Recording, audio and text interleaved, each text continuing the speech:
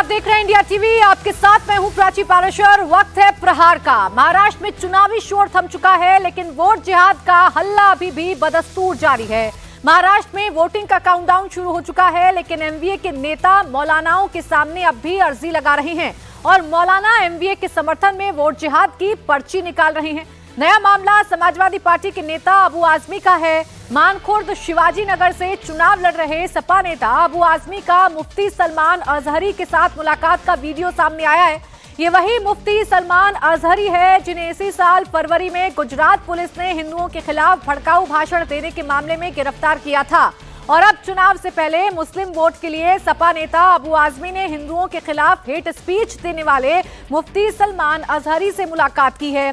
BJP ने इस मुलाकात को लेकर सवाल उठाए हैं। इस मीटिंग को वोट जिहाद से जोड़कर देखा जा रहा है। इससे पहले शरद पवार गुट के उम्मीदवार फहद अहम ने मौलाना सज्जाद नोमानी से मुलाकात की।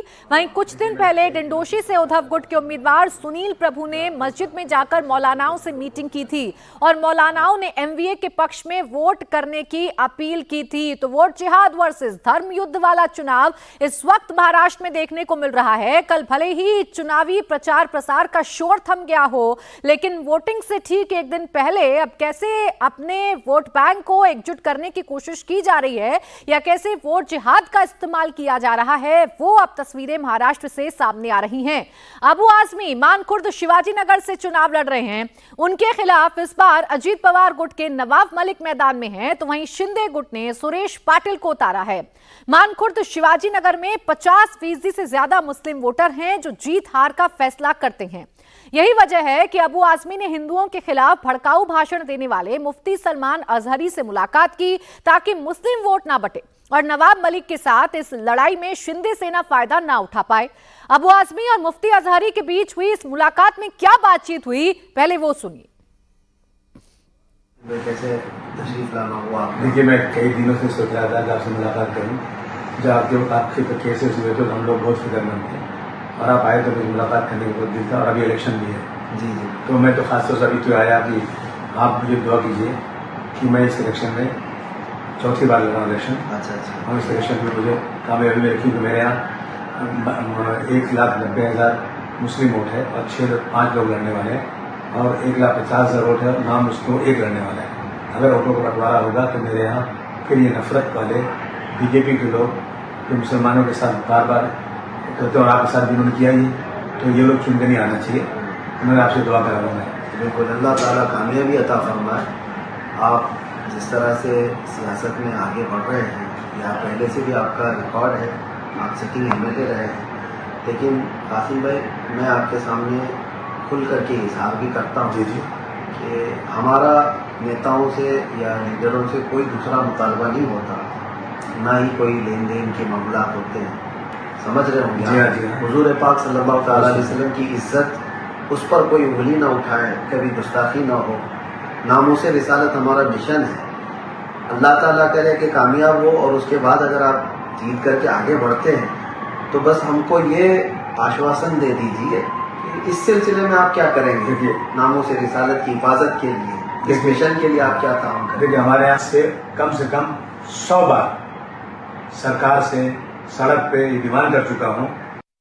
मैं हमेशा कहता हूँ दुनिया में जितने लोग हैं एहतराम के काबिल, मैं सबको मानता हूँ मगर मुस्तफा के बाद बस। हुजूर सल्लल्लाहु अलैहि वसल्लम के खिलाफ अगर किसी ने गलत अल्फाज से नवाजा तो उसको ये जो आपका 153A है या कुछ ये बिल्कुल बेकार है।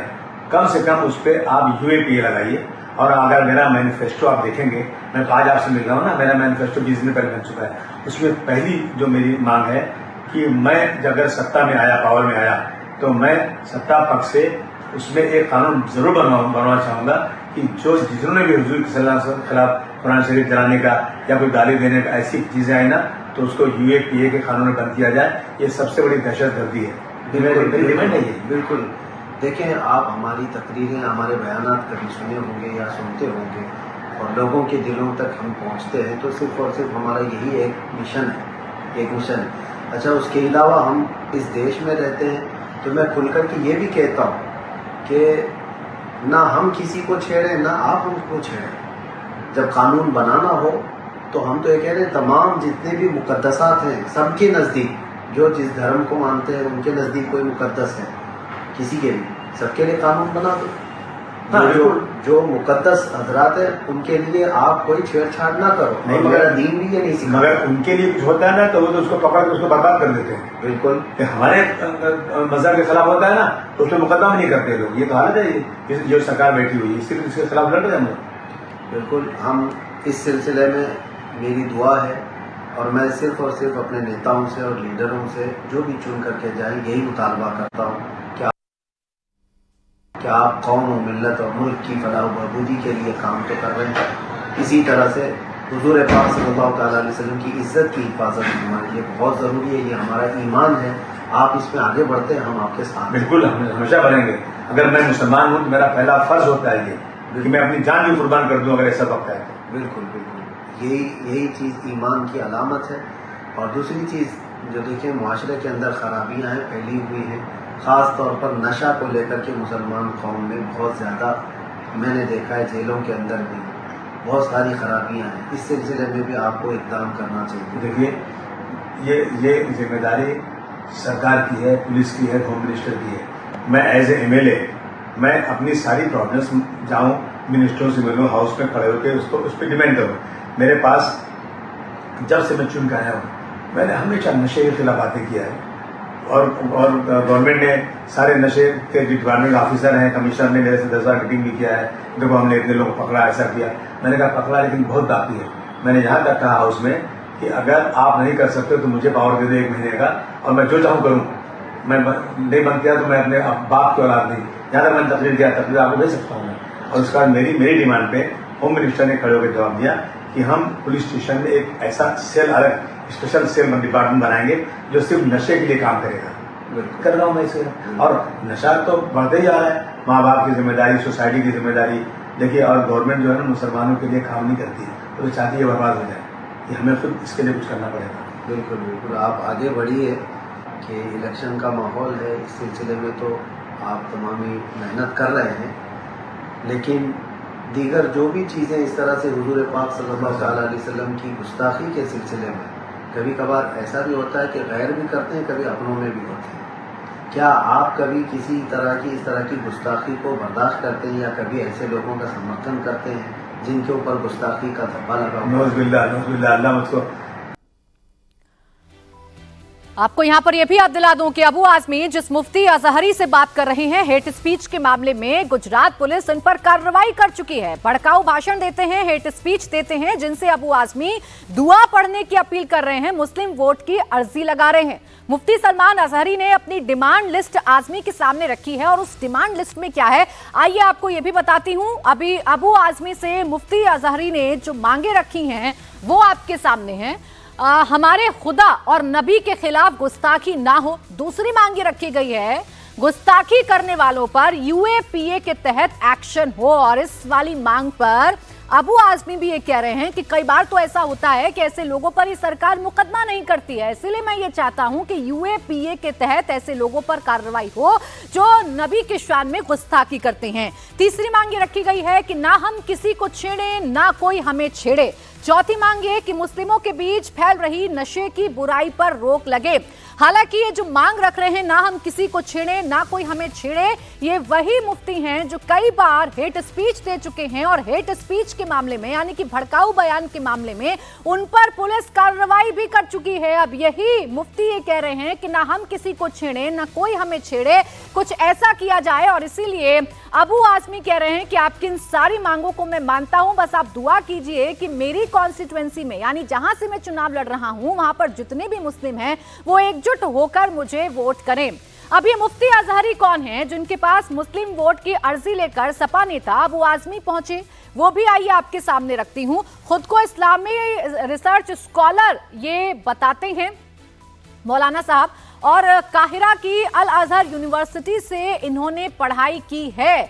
आपको जानकारी दें, मुस्लिम समाज के बीच बड़ी फैन फॉलोइंग इनकी है, बड़े बड़े भाषण इनकी तरफ से दिए जाते हैं। मौलाना के तकरीरों के कई वीडियो भी वायरल हो चुके हैं। हालांकि हेट स्पीच को लेकर कई बार इनका नाम भी जुड़ा और फरवरी महीने में इन पर कार्रवाई गुजरात पुलिस की तरफ से की गई थी। मुस्लिम छात्रों के बीच भड़काऊ भाषण देने का आरोप इन पर लगा, जिस मामले में इन्हें बाकायदा गिरफ्तार भी किया गया था। और आपको याद दिला दूं कि जब इन्हें गिरफ्तार करने के लिए पुलिस पहुंची थी तो बड़ी संख्या में मुस्लिम संगठन के लोगों को मुफ्ती ने इकट्ठा भी किया था। माहौल में तनाव पैदा करवाने की कोशिश जरूर की गई थी, लेकिन पुलिस ने कार्रवाई करते हुए इन्हें गिरफ्तार किया था। और अब इन्हीं से वोट की दरकार अबू आजमी को है, एमवीए के नेताओं को है, जो तस्वीर आप लगातार देख रहे हैं।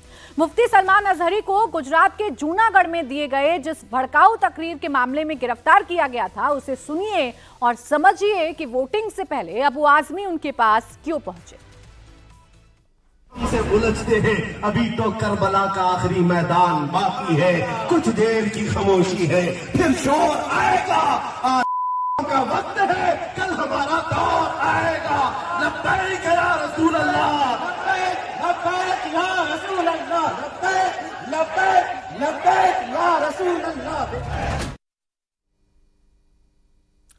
तो आपने सुना मुफ्ती अजहरी कैसे बयानों को देते हैं या कैसी तकरीरें पढ़ते हैं। और ये सिर्फ एक वीडियो नहीं बल्कि ऐसे कई वीडियो हैं जो वायरल हैं। इन सभी वीडियो में अजहरी मजहब के नाम पर मुस्लिमों को भड़काने का काम कर रहे हैं। ये समझते थे हिंदुस्तान से इस्लाम खत्म हो जाएगा, अरे उनका चूरा भी यहाँ बाकी नहीं रहा, सब खत्म होकर चले गए। तुम भी अपने अंजाम का इंतजार करो, कुछ देर की खामोशी है, फिर शोर आएगा। आज का वक्त है, कल हमारा दौर आएगा। ये कहना इस्लाम का विनाश कर देंगे, इस्लाम को खत्म कर देंगे, मैं चैलेंज करता हूँ। तुम अकेले नहीं, तुम्हारे जितने नाजायज सबको शामिल कर लो, जितनी नाजायज सबको मैदान में ले आ जाओ, जितने कीड़े मकोड़े हैं सब आ जाए। उस दौर में इस्लाम खत्म नहीं हो सका, तुम्हारी 5 साल की नशेड़ी हुकूमत से क्या खत्म हो सकता है। लब्बैक या रसूल अल्लाह, लब्बैक लब्बैक लब्बैक या रसूल अल्लाह, लब्बैक लब्बैक लब्बैक या रसूल अल्लाह, लब्बैक लब्बैक। अब वोटिंग से ठीक पहले ये इकोसिस्टम कैसे काम कर रहा है, इसकी तस्वीर आप लगातार देख रहे हैं। नेताओं की जो भागदौड़ इस वक्त है मौलवियों के पास, मौलानाओं के पास, वो इस तरफ इशारा कर रही है कि एमवीए को कैसे वोट जिहाद की दरकार है, या जो आरोप बीजेपी लगा रही है कि मुस्लिम वोटों का ध्रुवीकरण, मुस्लिम वोटों को एक मुश्त अपने खाते में एमवीए लाना चाहती है। अबू आजमी के साथ मुफ्ती अजहरी की मुलाकात को लेकर बीजेपी हमलावर है। बीजेपी नेता किरीट सोमैया ने कहा कि हिंदुओं के खिलाफ जहर उगलने वाले मौलाना से एमवीए के नेता मिल रहे हैं। वोट जिहाद जिंदाबाद एमवीए का नारा अब बन चुका है। अब महाविकास आघाड़ी के नेता अबू आजमी मुफ्ती सलमान अजहरी से मिल रहे हैं। ये वही मौलाना है कि जिनके खिलाफ हिंदुओं के विरुद्ध में भड़काने वाले भाषण करने के लिए कार्रवाई हो रही है। इसके पहले राहुल गांधी कांग्रेस और उद्धव ठाकरे सेना के नेता मौलाना सज्जाद नुमानी के सामने घुटने टेक रहे थे। मुस्लिम वोटों के लिए वोट जिहाद जिंदाबाद ये एमवीए का नारा बन चुका है। अब एक तरफ किरीट सोमैया कह रहे हैं कि वोट जिहाद की दरकार एमवीए को है, तो वोट जिहाद को लेकर बीजेपी के इस हमले पर उद्धव गुट ने पलटवार किया है। और संजय राउत कह रहे हैं कि वोट जिहाद का मुद्दा कल खत्म हो जाएगा, बीजेपी आज शाम तक दंगा कराना चाहती है। अरे ये जिहाद बिहाद कल शाम तक खत्म हो जाए, जिहाद कल शाम तक खत्म हो जाएगा। ये आज का आर्ट देखो, बीजेपी का इस लेवल पर आए हैं कि उनको आज शाम तक दंगा करना ही है। अरे ये जिहाद बिहाद कल शाम तक खत्म हो जाएगा। ये आज का आर्ट देखो, बीजेपी का इस लेवल पर आए हैं कि उनको आज शाम तक दंगा करना ही है। तो संजय राउत बीजेपी पर आरोप बेशक लगा रहे हैं कि लेकिन एमवीए के नेता एक एक करके मौलाना मुफ्तियों से क्यों मिल रहे हैं, बाकायदा फतवे क्यों जारी किए जा रहे हैं, बाकायदा क्यों बताया जा रहा है कि क्या मांगे मुस्लिम समुदाय की तरफ से एमवीए के सामने रखी गई हैं। इन बातों का कोई भी जवाब एमवीए के नेताओं के पास नहीं है। अब देखिए 20 नवंबर को मतदान होना है। मुस्लिम धर्मगुरु लगातार वोट जिहाद की अपील कर रहे हैं, तो अब ऐसे में संत महात्मा हिंदू वोटर से एकजुट होने की बात करने लगे हैं।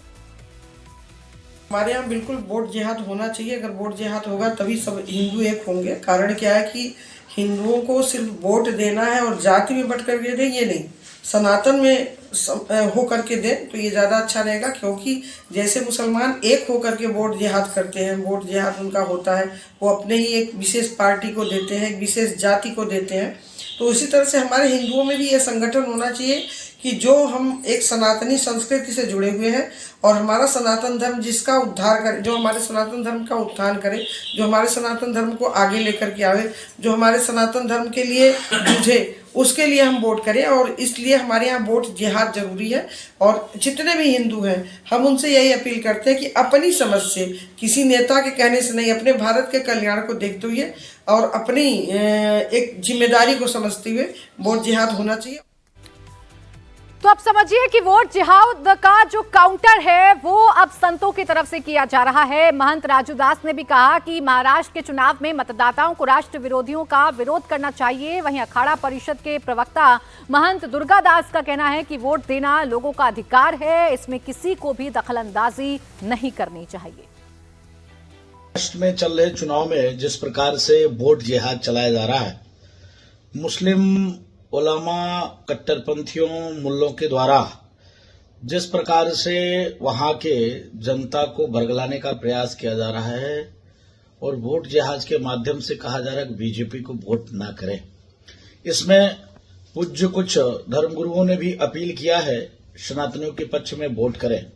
उसका एक कारण है सनातनियों का आह्वान कर रहा हूं, धर्मगुरुओं का, क्योंकि जिस प्रकार से वहां पर मुल्ले मौलवी मदरसा लगातार ये प्रयास कर रही है कि हिंदुत्ववादी विचारधारा के लोग चुनाव न जीतें, राष्ट्र विरोधी चुनाव जीते, इसके नाते हिंदू धर्मगुरुओं को आगे आना पड़ा है और हिंदू धर्मगुरुओं को भी अपील करना पड़ा है कि सनातनी का ही चुनाव करें। इसकी घोर निंदा करता हूं। जो मौलाना साहब ने वहां पे जो घोषणा किया है वो देशद्रोह में आता है और कानून की दृष्टि में भी है जो दोषी है। इस तरह का घोषणा आज तक कभी किसी ने नहीं किया है कि जो कि बांटने वाली बात कर रहा है, हुक्का पानी बंद कर रहे हैं। क्या आप व्यक्ति का स्वतंत्रता को आप है जो उसको छीन सकते हैं? ये वोट देना है व्यक्ति का स्वतंत्र अधिकार है। आप आज के समय के हिसाब से देश के विषय में बात करो कि इनके भ्रामक बातों पे न जाए और आपका जो स्वतंत्र है, जो अंदर से है, जो होता है कि हमको प्रतिनिधि चुनना है, उनको आप वोट करें। तो महाराष्ट्र के चुनाव में खुलकर वोट जिहाद हो रहा है, तो उत्तर प्रदेश के चुनावों में भी समाजवादी पार्टी अपने वोटर्स को अपने मुट्ठी में करने के लिए तमाम कोशिशें कर रही है। कल यूपी में 9 सीटों पर उपचुनाव होना है, जिसे 2027 के चुनाव का सेमीफाइनल कहा जा रहा है। वोटिंग से पहले समाजवादी पार्टी को पुलिस का डर सता रहा है। समाजवादी पार्टी ने चुनाव आयोग को खत लिखकर मांग की है कि वोटिंग के दौरान मुस्लिम महिलाओं के बुर्के या उनकी आईडी की जांच नहीं होनी चाहिए। समाजवादी पार्टी यूपी के अध्यक्ष श्याम पाल की तरफ से भेजे गए इस खत में कहा गया है कि लोकसभा चुनाव के दौरान पुलिस ने आईडी चेक करने के बहाने मुस्लिम वोटर्स के बुर्के को हटाकर उन्हें भयभीत किया। इससे बड़ी संख्या में मुस्लिम महिलाएं बिना वोट डाले मतदान केंद्रों से वापस लौट आई थीं। इस खत में चुनाव आयोग से मांग की गई है कि वो आदेश जारी करें कि पुलिस किसी वोटर का आईडी जांच ना करे, क्योंकि आईडी जांच करने का अधिकार मतदान अधिकारी के पास है, पुलिस के पास नहीं है। तो आप देखिए, समाजवादी पार्टी अपनी एक नई डिमांड लेकर आई है और खुलकर ये कह रही है कि मुस्लिम महिलाएं जो बुर्का पहनकर मतदान केंद्रों पर पहुंचती है, उनका आईडी कार्ड पुलिस को चेक करने का अधिकार नहीं है। मैं आपको दिखाती हूँ समाजवादी पार्टी का वो खत जिसे उसके यूपी अध्यक्ष श्यामलाल पाल ने चुनाव आयोग को भेजा है।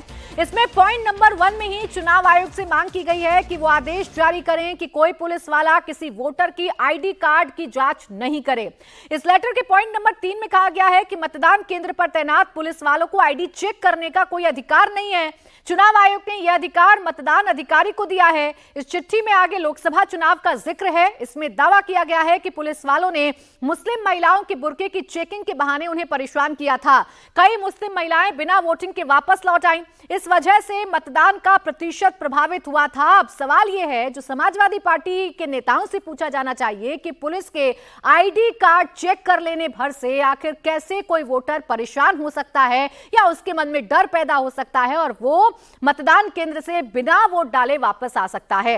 अब सपा चुनाव आयोग को लेटर लिख रही है। बुर्का मैटर पर अपनी मांगों को उसने रखा है। ऐसे में यूपी के डिप्टी सीएम ब्रजेश पाठक का बड़ा बयान सामने आया। ब्रजेश पाठक ने कहा कि सपा पूरी तरह से हार रही है। ऐसे में अपनी इज्जत बचाने के लिए मनगढ़ंत कहानी गढ़ रही है। उत्तर प्रदेश में 9 सीट पर उपचुनाव है। हमारे साथ उत्तर प्रदेश के उप मुख्यमंत्री ब्रजेश पाठक हैं। ये जो 9 सीट पे उपचुनाव हो रहा है, बीजेपी को क्या उम्मीद है? भारतीय जनता पार्टी अपने गठबंधन के साथ 9 की 9 सीटें जीतने जा रही है। सबसे बड़ी बात थी कि इन चुनाव में माननीय मोदी जी की गरीब कल्याण योजनाओं पर जनता ने मोहर लगाने का मन बना लिया है और दूसरा उत्तर प्रदेश के लाइन ऑर्डर की चर्चा हर जगह हो रही है और जो निगेटिव नैरेटिव लोकसभा चुनाव के दौरान इंडी गठबंधन ने, कांग्रेस ने, सपा ने सेट करने का असफल प्रयास किया था, वो पूरी तरह से एक्सपोज्ड हो चुके हैं। इन लोगों ने फटाफट सटासट जैसे भाषण दिए कि आपके खाते में 8,000 आ जाएंगे, महिलाओं से फार्म भरवाए गए और उसका परिणाम हुआ लोकसभा चुनाव में इन लोगों ने झूठ बोल करके मत हासिल किए। लेकिन जब परिणाम आया उसके बाद महिलाओं ने इनके कार्यालयों का घेराव किया, ये झूठे साबित हुए, एक्सपोर्ट हो चुके हैं, इनकी कलई खुल चुकी है और जनता ने इन्हें नकार दिया है। समाजवादी पार्टी आरोप लगा रही है कि बीजेपी सरकारी मशीनरी का दुरुपयोग कर रही है। जो उम्मीदवार है वो यादव परिवार से आप लेके आए। इस प्रकार की बातों का कोई उल्लेख नहीं है।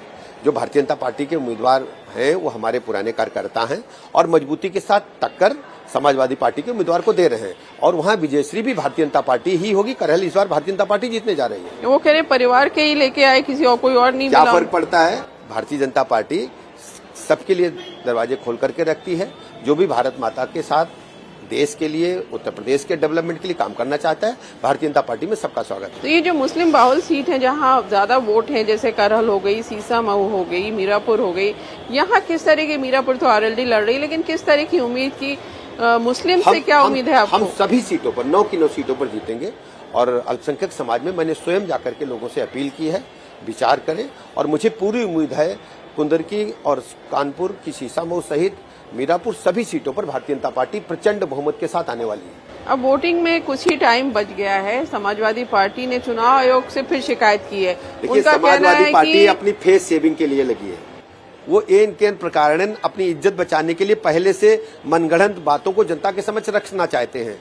अब वो कह रहे हैं कि आइडेंटिफिकेशन नहीं होना चाहिए। जो निर्वाचन आयोग के नियम कानून हैं हम सब मानेंगे और जो हमारे विभिन्न क्षेत्रों में रहने वाले मतदाता हैं वो नियम कानून के तहत भारतीय जनता पार्टी को वोट करने वाले हैं। तो ये जो उन्होंने शिकायत की है कि पुलिस ना, उन्होंने ये कहा है कि पुलिस ना जांच करे, जो ये काम निर्वाचन आयोग जो भी निर्देश देगा हम सब उसका पालन करेंगे, नियम कानून के तहत चलेंगे और किसी को भी अपना आइडेंटिफिकेशन छुपाने की आवश्यकता नहीं है। हम सब भारत के नागरिक हैं, प्रदेश के नागरिक हैं, विभिन्न विधानसभा क्षेत्रों में मतदान करते हैं और किसी को भी मतदान करते समय अपना प्रमाण पत्र दिखाना चाहिए। उसको पहले ही अपने वस्त्र पर लगा लेंगे, दिखा देंगे तो कहीं कोई दिक्कत नहीं आती। ऐसा हम लोग मतदान के समय करते रहे हैं। लेकिन वो कह रहे हैं कि पुलिस के जरिए डराने धमकाने की उनके वोटर्स को, पुलिस का काम कानून व्यवस्था को मेंटेन करना है।